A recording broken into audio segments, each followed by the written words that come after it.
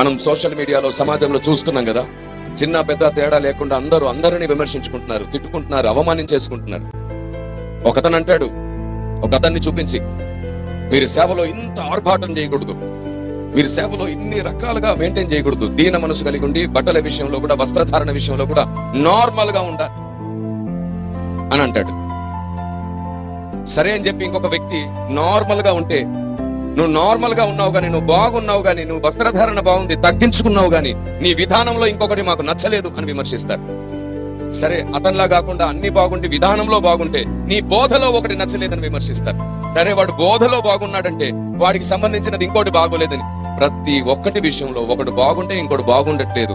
బాగున్నందుకు వాడిని బాగున్నావని చెప్పట్లా, బాగోలేని దాని గురించే మాట్లాడుతున్నారు చాలా మంది. 100 సంగతులు బాగున్నప్పుడు ఒక్కటి బాగోలేకపోతే ఆ ఒక్కదాన్నే పట్టుకొని ఆ వ్యక్తే తప్పుడు మనిషి అని చిత్రీకరిస్తున్నాడు ధర్మ విరోధమైన ఆత్మ.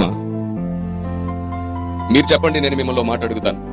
ఒక వ్యక్తిలో దేవుడు సరిచేసిన 99 లక్షణాలు ఉన్నాయి, ఇంకా ఆ వ్యక్తి సరి చేసుకోవలసిన 1 లక్షణం ఉంది. ఇప్పుడు సరి చేయవలసింది ఆ ఒక్కటేనా, 99 కూడానా? ఆల్రెడీ 99 సరి చేయబడ్డాయి. దేవునికి నచ్చిన 99 గొప్ప లక్షణాలు ఉన్నాయి. ఒక్క విషయంలో అతడు బలహీనుడు అనుకో, మొత్తం ఆ మనిషే తప్పుడు మనిషి అయిపోతాడా? లేదా 1 లక్షణమే తప్పుడు లక్షణమా? కానీ ఇప్పుడున్న సమాజం ఎలా తీర్పు తీరుస్తుంది?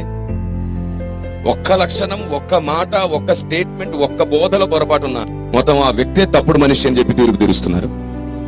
ఎంత దౌర్భాగ్యమైన లక్షణమో తెలుసా?